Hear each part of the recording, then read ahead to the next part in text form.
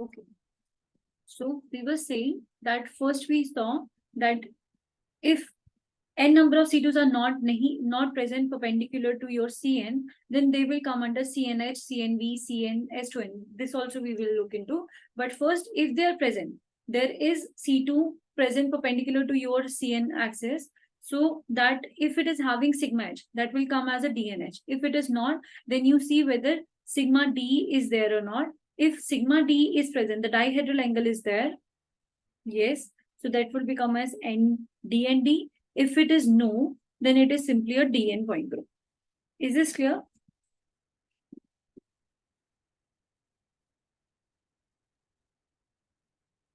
Hello? Yes, ma'am. Okay. So as I was saying that this is fine. Now, when we said no, then for CN group, if we don't have, so we said that if we don't have no C2s are present to N C2s are present to Sn, then we need to check whether sigma H is there or not. So if it is yes, then it becomes CNH. If it is no, then then you need to check whether sigma D or sigma V is there or not. Correspondingly, you will be having CND, CNV. And if that is also not present, then it is just a CN group. And correspondingly, you can have a S2N point group also. So this way you will be having a proper, I will add that chart also in this particular presentation slide, which is helpful for you guys. And that has been explained by the professor in the videos also. You can watch the videos, NPTEL videos, and also you can go back and see this presentation again and the YouTube. You can watch this video again on the YouTube. So I will put that chart also where you can just go systematically. So here I will just quickly take a one example and you need to go systematically to find out the point group of the molecule. So for example, if I'm having this, if you are taking ammonia, the case of ammonia, first we need to see the geometry. In what shape it is coming. So we know that ammonia is having sp3 hybridization. It would be in a kind of this pyramidal, this pyramidal in shape, not a trigonal, but a pyramidal shape. So this one is having this kind of shape. Now, firstly, you need to ask whether this molecule, we will go according to the chart. Firstly, you need to ask whether this is linear. What is the answer? Yes or no? No. Right. So linear is not there. Now, second, right side, we can't go. Linear is over. Then we have to go to the left side. Whether it is cubic. Cubic means, is it tetrahedral or octahedral? No, ma'am. No. So that is also one. Now, the next question is whether it is having Cn. Any proper axis of rotation. So Cn means you just quickly see how many atoms are coordinating to the center atom. So 3 are there. The first question should come in your mind whether C3 is there. If C3 is not there, then check C2 is there or not. So is C3 is there? Yes. Yeah. So C3 is present, which is passing through your nitrogen. Passing through nitrogen. And all the other 3 hydrogens, they are going by 120-degree rotation, giving an equivalent conformation. So C3 is present. Okay. Now we need to understand whether C2s are there, which are perpendicular to C3. Is there any C2 present perpendicular to C3?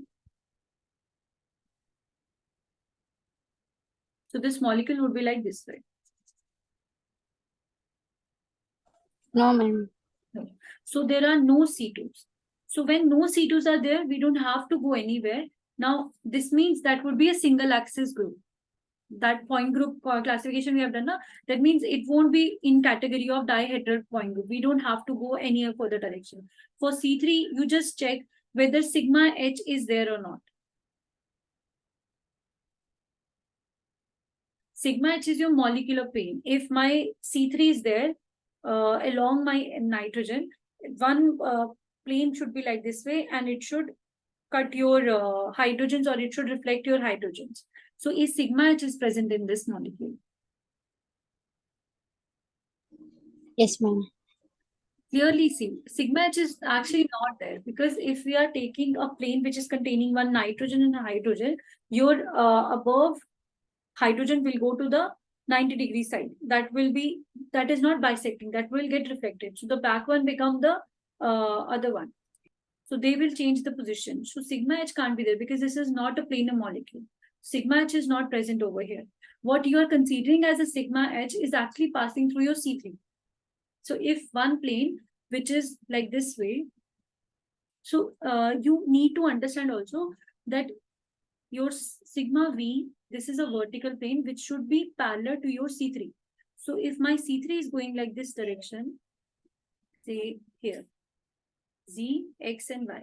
And if my C3 is along this direction and my one hydrogen is here, one hydrogen is here, one hydrogen is here.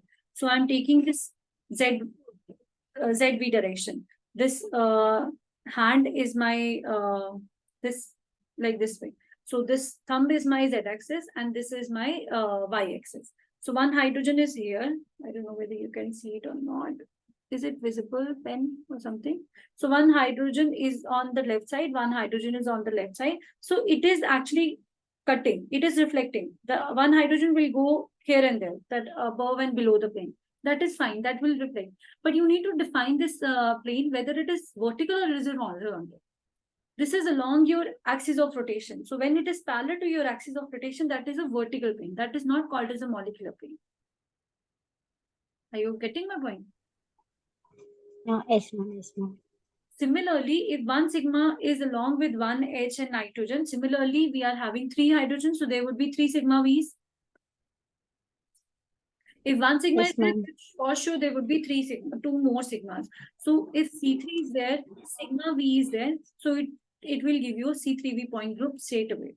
These points you have to check, tick mark, cross mark, whether linear is there, then we will going into a linear direction. If cubic is there, then we have to see tetrahedral and octahedral. If CN is there, which CN is there, whether C2s are there or not. If C2 is present perpendicular to that, we saw that C2 is not there, then dihedral point is also cut down. Now, which plane is there? Sigma H, sigma V, or there is no plane. If sigma H is there, that is called as sigma C and H. If it sigma V is there, it is called as sigma C and V.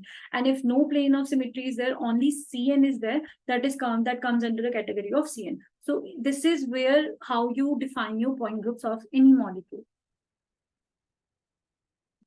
Is that clear? Clear, ma'am. So why the point groups is very important.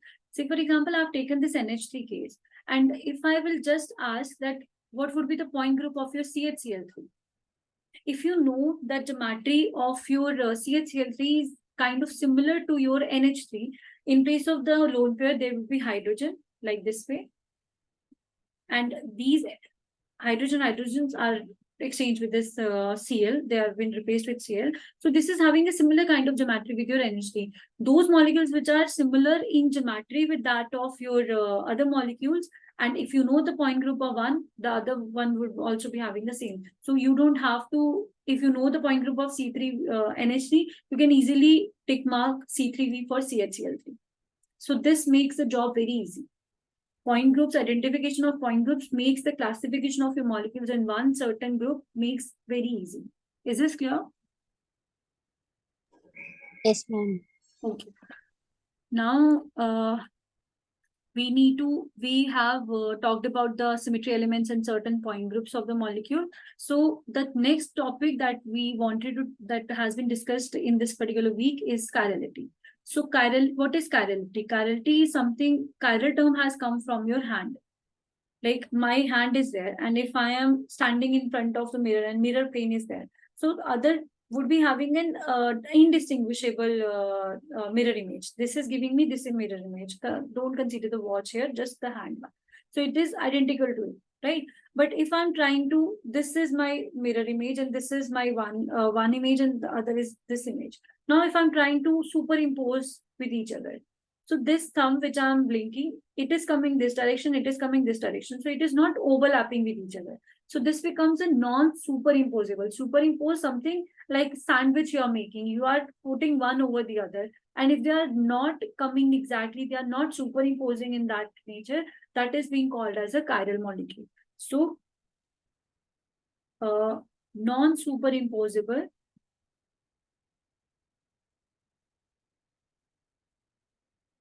mirror images,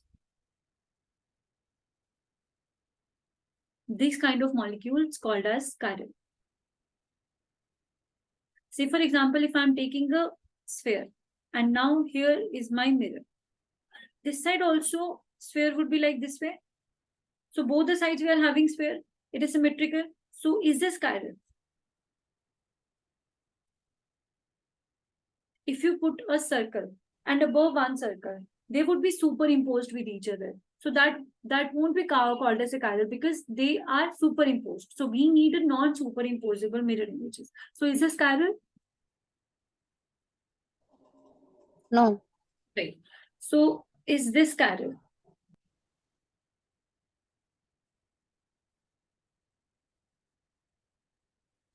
Yes, ma'am.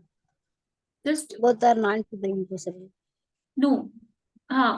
Okay. So this P would be like this form, and the other P, if I'm putting with the blue color, this would be like this way. So these are not superimposing with each other. So this is chiral. Right? This definition is Okay, clear. ma'am. Now we need to find out what is the criteria of a molecule to be chiral. So this is for a layman language. We are understanding, okay, one hand is there, we have put the plane, but this is not feasible for having molecules to be understood as a chiral molecules or not. So criteria for the chiral molecule, we need to first see that whether plane of reflection is there, that sigma is present or not. If no sigma is there, because reflection will give you an exactly equal half. So if no sigma is there, that means it should not be present. Then only we can call it as a chiral. Or if there is any invergent center, that also will not be giving you a chiral center. For example, here. So this molecule is having an invergent center.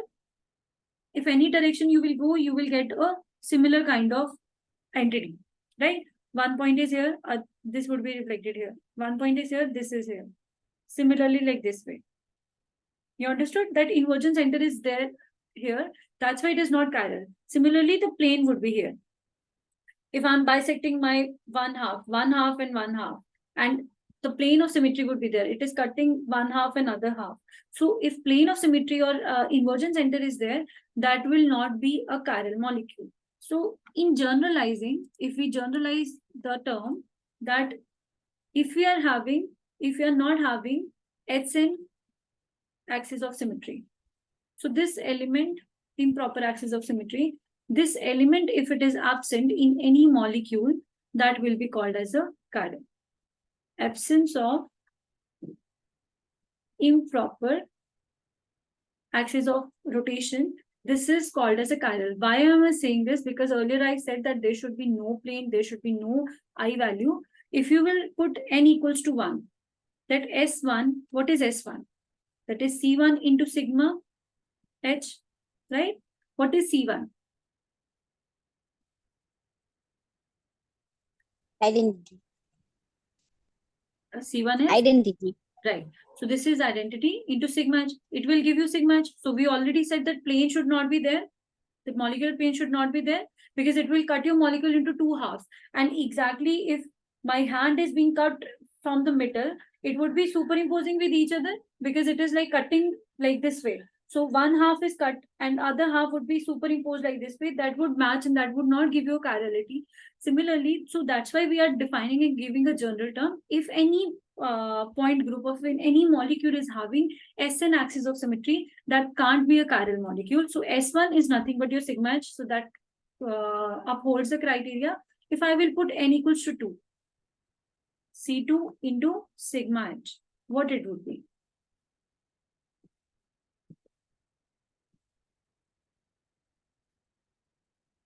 It is nothing but your inversion center.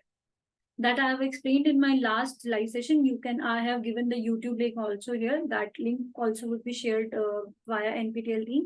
You can go back and check, rewatch the videos, how I'm defining S2 is equals to inversion center. You can simply say like this. If X, Y, and Z, or if I'm just taking these axes, Z, X, and Y.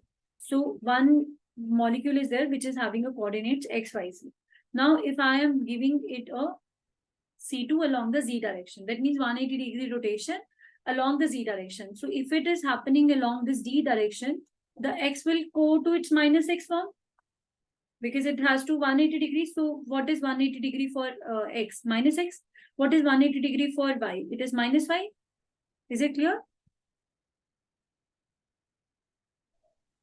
Yes, ma'am. So when I'm applying C2 along the Z direction is not going to do anything. Z would be same only, but the X will go to left, Y will go to above. So Y will become your minus Y and Z will remain as such. Now I have to apply a sigma. What sigma? That molecular plane that has to be perpendicular to your Z direction. So which plane would be perpendicular to the Z direction? Is it XY plane? Is it YZ plane? Or is it ZX plane?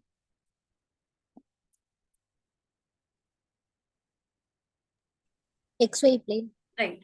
So sigma xy, other than your, if I'm talking about the perpendicular, so if I'm talking about the plane which has to be perpendicular to Z direction, that Z should not be there. The Z value should not be there. So other than the Z, other two coordinates xy, it becomes easy. So now you apply the xy. Now your plane is having xy coordinates. So it will only cut your Z direction. That means it will reflect your Z direction. Now Z would be replaced by your minus Z and X and Y would remain same. So the coordinates will become minus X because we are applying sigma xy to this coordinates. So minus xy minus y remain the same.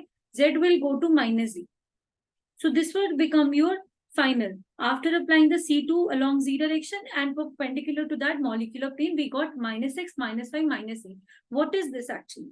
If I'll start with X, Y, Z and I'm ending it having a minus X, minus Y, minus Z, that means from the center, I go to positive X minus X, positive Z minus Z, and positive Y to minus Y. This is nothing but your inversion, right? That is where we saw that inversion center is there. To opposite side at a 180 degree linear side, we are going at an equal distance. We are getting the similar way. So from XYZ to going to minus X minus Y minus Z, it is nothing but your inversion center. That's why S2 is equals to I. Is it clear? Yes, ma'am. Clear. Okay. So this way we said that general criteria of having this point group molecules or the criteria of having a molecule to be point chiral, this particular thing, it has to have no SN in it. There should be no improper axis of rotation, then molecule can be called as a chiral. This definition works everywhere. Somebody will say that plane should not be there. Some will say I should not be there. But the general definition is it should not be having any improper axis of rotation, which is applicable everywhere. So what point groups could be called as a chiral molecule? So now the next is, which one could be your, if SN is not there, we can have a definition whether CN and DN, these two kinds of point groups, that single axis and your diheader, which are devoid of any sigma, any I, any SN, they are called as chiral point groups. So any molecule which belongs to the molecules which belong to your either CN or DN point groups, they are chiral in nature. You can just try by yourself also. We can take one example. Say for example, I am taking this molecule. Is it? So I have taken this carbon and here I am having one H is there.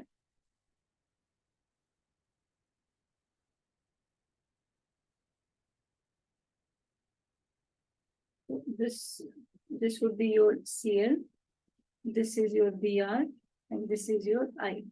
Now I'm having a plane over here. It will be giving I here,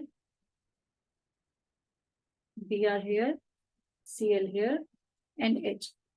Now, when I will apply or try to superimpose with each other, is this chiral?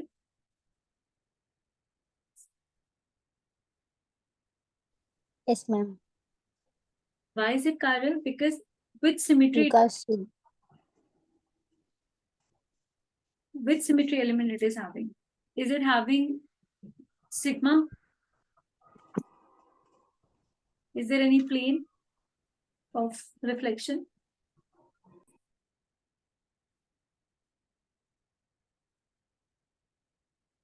So any plane which either bisects your molecule into two halves or it gives a reflection. It should give you a equivalent conformation. So is there any plane over here?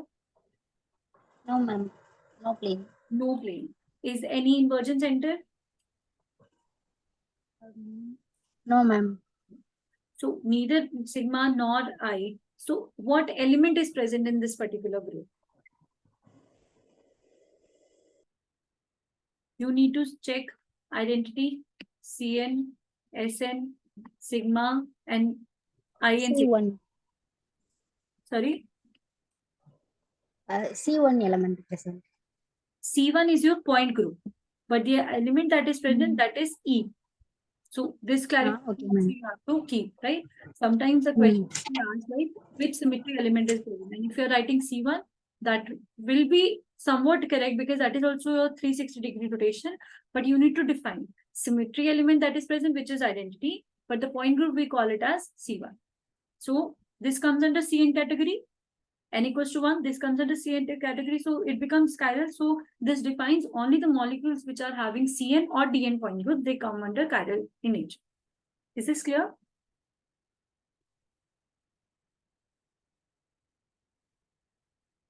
Hello? Ma'am, Yes. Ask you if you have any doubt, please ask. ma'am, symmetry element present is E. After that, Cn how come? No, I'm not saying Cn. I'm talking, see, Cn, don't get confused with the symmetry elements and the point groups. Cn is your proper axis of rotation. That is one notation, right? But Cn is actually your point group also. So they have given, we call it as C2V or something like that. So Cn also comes under that point group. One Cn is your point group axis of rotation. They have given same notation for both the things. Like if I'll talk about a molecule which is having a C3 point group, that C3 point group means it is only having E and C3. Whereas if I'll talk about the proper axis of rotation, it would be having C3. It can have a C2 also. That is different. So don't get confused with C1 or Cn. I'm just saying that it is only having symmetry element, that is E. And the molecule which is having only E, that point group we call it as C1. And this general point group that I talked about, that N stands here for 1. Okay, ma'am. Okay. So this was the definition. Okay, we got to know that for point groups which are there for chiral molecule is Cn and Dn. These are point groups. Please do not get confused with the proper axis of notation. Like for example, we know Sn is your improper axis of rotation, but S2n is your point group also. So they have the same notations for axis of symmetry or symmetry elements also and point groups also. Do not get confused and read the question properly when you are attempting in the examination. Now, the last point that has been covered in the lectures is chiral isomers or their enantiomers classification. So we will take up this question, but we are running out of time, but we have to talk about this topic also. So the next point is the chiral isomers. So, or the enantiomers, they are two types. One is lambda, one is delta. Lambda is something which is left orientation, rotation, or this is right side rotation. Going from front to back. For example, if I'm having this cobalt molecule, which is having this ethylene diamine bidentate ligand. So this is a kind of octahedron. So these are like this one. This would be, this is define your above and below the planes. Now this is a bidentate ligand. This is nothing but your CH2, CH2, NH2 and NH2. This is called ethylene diamine So bidentate ligand is something, the ligand where we have two sides to coordinate. So we have two nitrogens over here which are coordinating with your cobalt or metal center. That's why it is called as bidentate. If you are having three centers which are coordinating with metal, that is called as tridentate. That's why these category comes in the multidentate. We have certain, like if ammonia molecule is coordinating with your cobalt, that would call as a monodentate, right? So now if this is my molecule, firstly we need to check whether it is chiral or not. So for chirality checking, what we need to see whether it is having CN point group or DN point group. Right? So what would be the point group of this molecule? So for checking the point group, we have to go through the same basics, that chart. Is it linear? No, ma'am. Is it cubic? No. Is a CN present? CN number. Yes, ma'am. So consider this as like one triangle here and other triangle here. So this blue one is this inverted one, and this is like,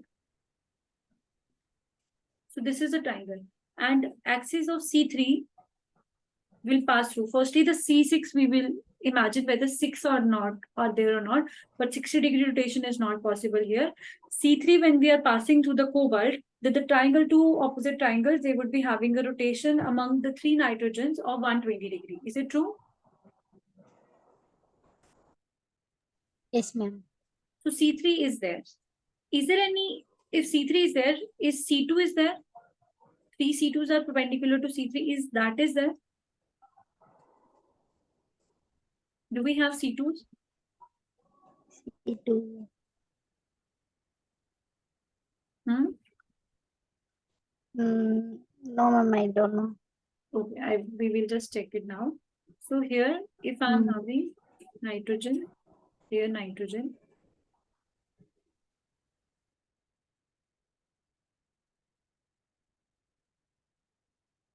So we said that it is like this way. So we said that C3 is passing through your cobalt. So this axis is passing through your cobalt.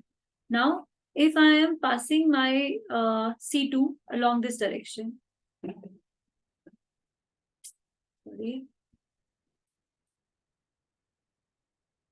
If I'm passing my C2 from this direction, where when C2 is happening like this way, it would be,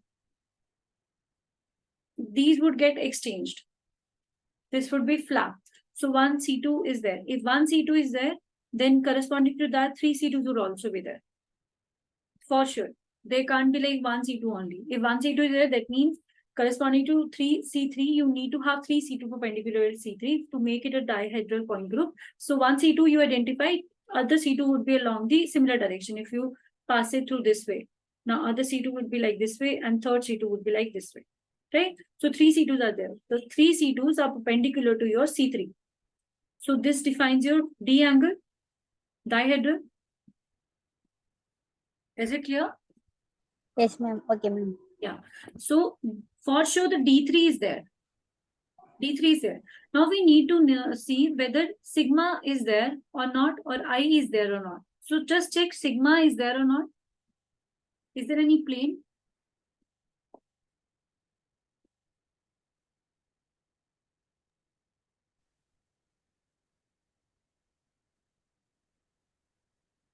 So just imagine if, No, ma'am. yeah, there can't be any plane. Even if I'll try to put a plane along that C2, that back, this dashed one, that is representing that my bond is below the plane. So if it is below the plane, after reflection, it would be having a different position, not identical to that of this nitrogen, which is on the right side. So therefore, there is no sigma present. It is not present. So if no sigma is there, the answer, again, you have to rejoin the meeting. So this is your D3 point group, because we checked that linear it was not, cubic it was not, then out of CN it was having C3, it was having 3 C2s also. That means it belongs to D group. Then we check sigma is there or not. So it was not there. So it defines it is a DN point group. So when DN point group is there, is that called as a chiral?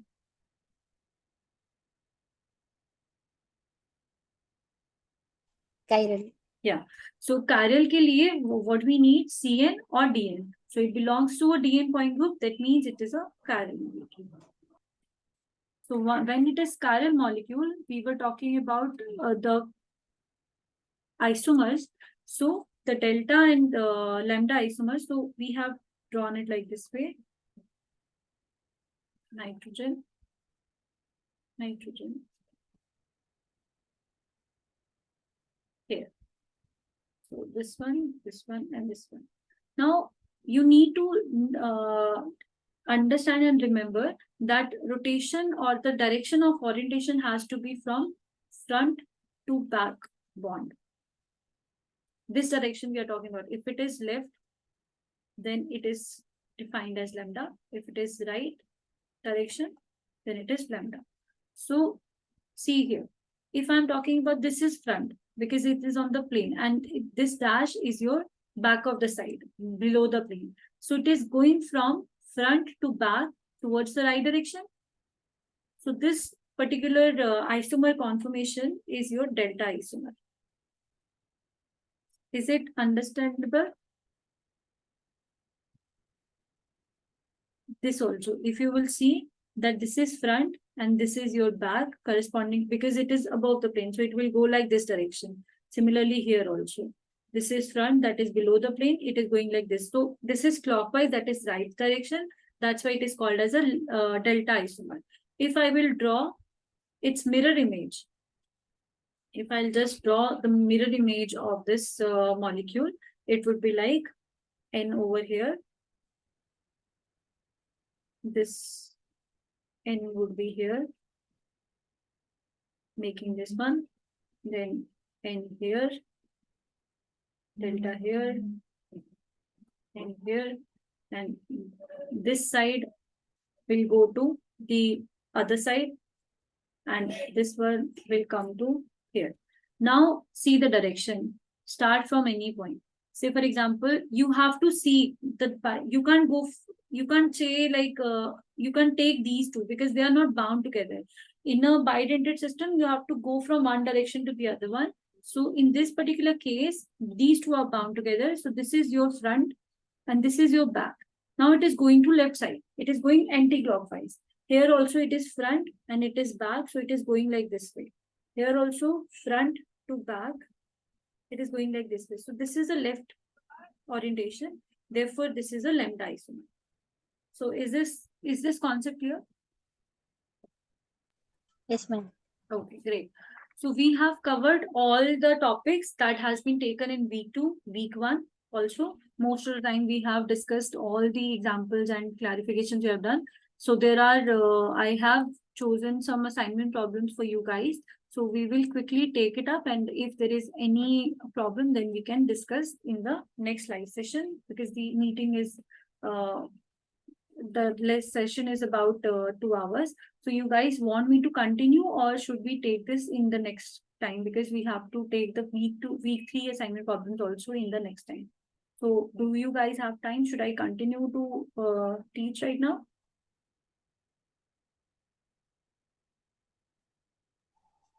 Yes, ma'am. Okay. So We can continue. So the first question is, we will just take 15 minutes more, and whatever the assignment problems that have been left, because we have taken a lot of other examples also.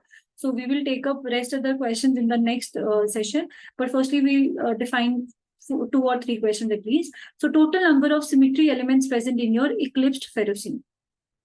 So for that matter, firstly, you need to know what is the structure of ferrocene. So you have to be very good at certain molecules. These kind of questions could come. So ferrocene is nothing but your iron. That's a sandwich complex where cyclopentadienyl ring is connected. Since this is a PG course, we are hoping that you guys are aware of this thing. So these are having this is an aromatic system. So these are having hydrogens. Similarly here, this one, and this one. Okay. So when both the rings, the CP rings, are in one direction, they are having 0 degrees. They have no phase in nature. If I have drawn this like this, it is called eclipse. Just the case of ethane molecule, staggered and eclipsed. Similarly, if I'll draw like this way, and now it is facing upward. This point is opposite. So it's a rotation of 180 degrees. That becomes a staggered conformation. So the question is about the eclipsed one. So when we have this kind of system, it would be having your which point group that we need to see, whether it is having firstly, you need to see which point group. If you know the point group, then you can calculate the number of symmetry elements very easily. So here, what could be the maximum? First question, is this linear? We need to check whether it is linear. Yes, ma'am. Is it linear molecule? Mm, Linear is something that is extended at one direction. The kind of molecules that is just a straight line, A, B, A, or something like that. It can't be in a 3D position like this way. We are having H, H, H. Don't just consider this one. This is not a linear. We're talking about the geometry also. Is it having a linear geometry? no, ma'am, not. No, linear geometry. Consider the benzene case. We can't call it as a linear, right? So this is not linear. Okay. So linear is not there. That is crossed. Is this cubic? Cubic defines tetrahedral and octahedral. Is it cubic? No. No. So is it having CM?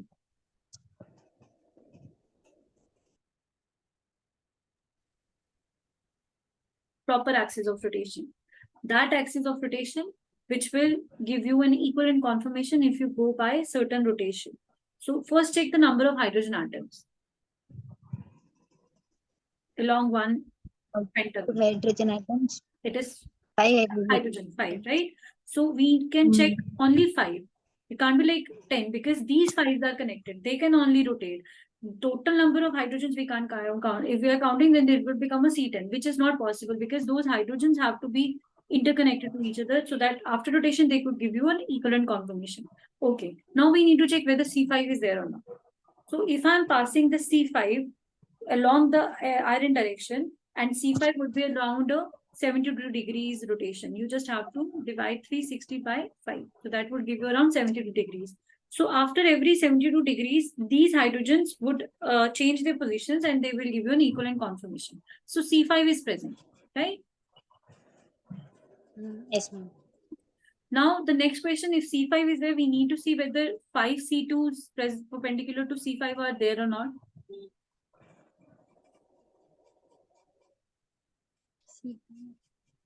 So whenever we talk about the C2s in this particular case, always look at the edges.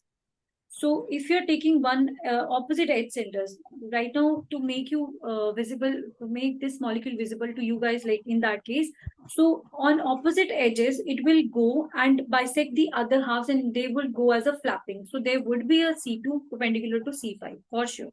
You can just go and check the molecules in Symmetry or the Beam. This is the website. You can just go, this is free of cost. You can just go and there are so many point groups. And for each point group, there is a one particular example and different particular examples have been taken. And there you can actually see the 3D rotation. I will just show you here one example.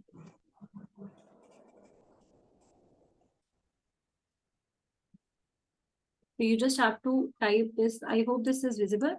So you just have to go to Symmetry Autobee. Here is the Symmetry gallery would be there. And if you'll see on this side, you can see the point groups, right? Non-axial, linear, cyclic, dihedral, everything is there. So we are talking about which point group? We are talking about the ferrocene. So if you'll see the ferrocene, if you just check the different examples. So I have taken the eclipsed ferrocene. So this comes under D5H. So if I'll just open this, this will give you a 3D image of your molecule. Can you see it?